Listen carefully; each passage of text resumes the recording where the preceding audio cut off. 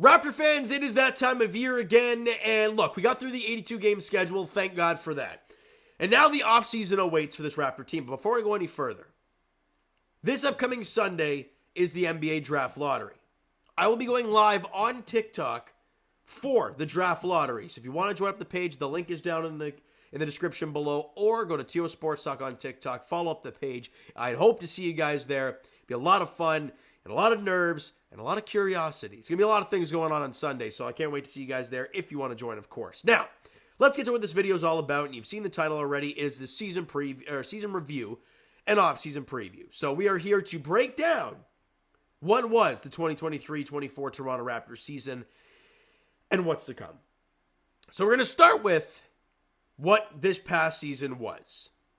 And we can all agree, it was one of the more painful years to watch in Raptors franchise history. With a record of 25-57 and wins coming in at very minimal. And with the team being very unhealthy to end the year, it was pretty much unwatchable. Now, before the season, we still had no idea what the direction was of this Raptor squad. Season starts, things get all uneasy, Pascal doesn't have a great start to the year, we're not all happy, blah, blah, blah. We get to the trade deadline, things aren't great. Pascal Siakam, gone to Indiana. OG Anunoby, gone to New York. Dennis Schroeder, gone to the Brooklyn Nets. And instantly, after those deals have been made, the direction was chosen.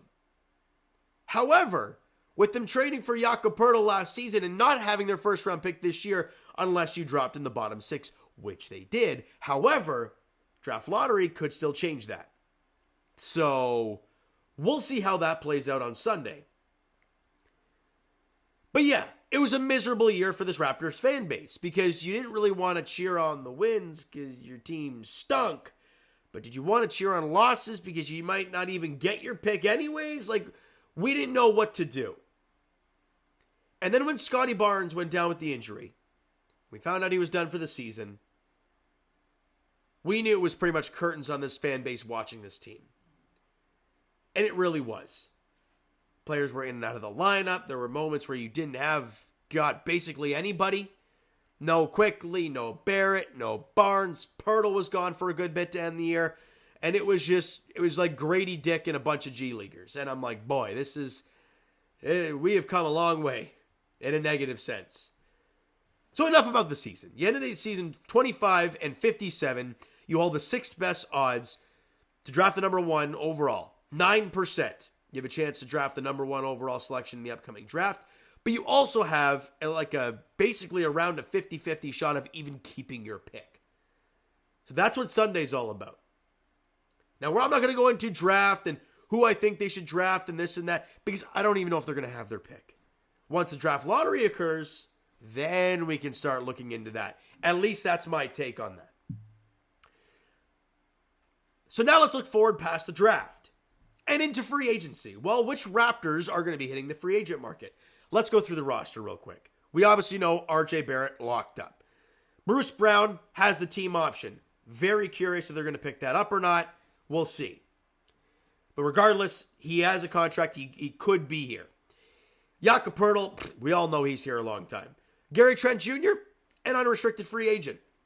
So we will see what the Raptors decide. Right, as of right now, he's holding a cap hit of $18,560,000. It's a lot of money for GTJ. And with the really good percentages shooting the 3, but the overall volume numbers dropping, very curious what happens there. I assume he's going to hit the market. And it is what it is, unfortunately. Really. He's only 25 years old. It doesn't feel that way because of how long he's been a Raptor. But that's just what it is. And, I'd like to see Gary back. Maybe at a lower bit of money. But we'll see what happens here moving forward for this Raptor squad. Kelly Olynyk, we obviously know he got re-signed. A good bench big, fine. Him and Jakob will be fine. Chris Boucher, he's still around on $10 million. So, again, a guy that you can use in a filler trade, kind of like the Bruce Brown contract. If you want to trade money out to bring money back in, that's a contract you could use, or you keep Chris Boucher. But let's be honest, the way they used Chris Boucher in the second half of the year, even with a lot of guys out, it was painful to watch. Scotty Barnes probably going to get his, was it a rookie extension, rookie max or whatever it is? I don't know what the exact specific is, but regardless, he's got a contract for next season, and then he has a player option for the year after, which he'll opt out and get his big money. That's kind of the plan, I guess. Grady Dick, we know he's still around. God, we still have Jalen McDaniels. We still have that guy somehow. And obviously Ochai Agbaji still around. Now, IQ has a player option, obviously going to drop it. It's only at $6 million. He's going to opt out of that, and the Raptors will presumably offer him a decent contract as well, kind of like the Scotty Barnes stuff, and we'll move forward with that. Nothing crazy going on there. You're probably going to lose Gary, in my opinion. I'd like to keep him around on decent money, but I don't think he will. Really nothing else. Jordan Wara is going to be gone. Sure, whatever. And then a bunch of G Leaguer guys, and there's Shante Porter. Oh, boy. Anyways, so with all that being said, what free agents are out there? Now, I'm not going to sit here and speculate because we're the Raptors, okay? We're not players' first choice, okay? So I'm going to rip through all the unrestricted free agents, and we'll see and I'll let you guys go nuts on what you feel this Raptors team needs. Now, I'm going to say them all. So when I bring up LeBron James' name, it's a player option. He's going to opt out, get a lot of money somewhere else, blah, blah, blah. It's not going to be Toronto. So LeBron, Paul George, here's the unrestricted free agents. Klay Thompson, Tobias Harris, James Harden, Pascal Siakam, Gordon Hayward, Kyle Lowry, DeMar DeRozan, Buddy Hield. That's been a name I've been seeing floating around. Obviously a great shooter. So that's an interesting one. He is 31, almost 32. Bruce Brown obviously has his club option. Evan Fournier, a club option. OG Anunoby, going to opt out of the $18 million and get a bigger contract, probably with the Knicks. There's Gary, Markelle Fultz, Davis Bertans, JV, Malik Beasley, Tyus Jones, Doug McDermott, Gary Harris. Again, we're getting down to the other guys. They're like, okay, Malik Monk, I guess, maybe, but Royce O'Neal, like that's kind of the fish I think the Raptors will be fishing in.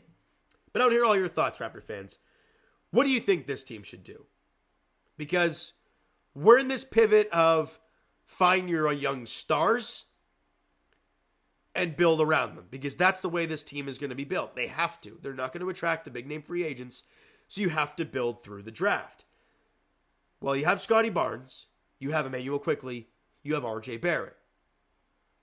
If they don't keep the pick, what do? Do you run into the season with this team with a few small fixes on the outside, or do you go after a guy like Buddy Hield?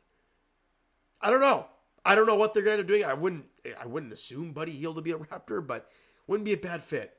But again, then there's a small guard, right? You're missing some bigger players, and yes, we were that not far removed from Operation 6ix9ine, but here we are, and the whole team's full of guards. So it's going to be interesting to see what Masai, Bobby, and the organization decide to do in the offseason. It's going to be really, really interesting to see what this team looks like come training camp, come preseason, and game one of the regular season. But we'll see, Raptor fans. It was one of the worst years I've ever watched this franchise play.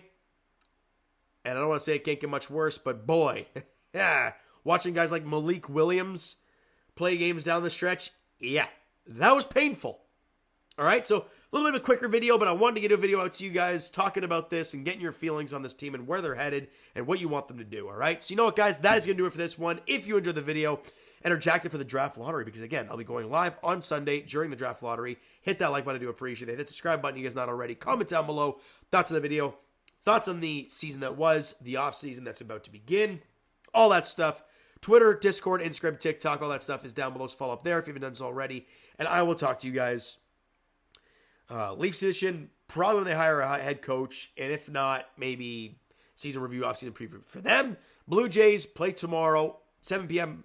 First pitch at Rogers Center. Kikuchi and Joe Ryan is a pitching matchup there. And as for the Toronto Raptors, draft lottery edition, Sunday, I'll be talking to you guys. Will they keep the pick? Will they not? We'll find out Sunday. Thank you guys so much for listening and watching. Hope you enjoyed the video and are jacked up for the future to begin. Talk to you guys then.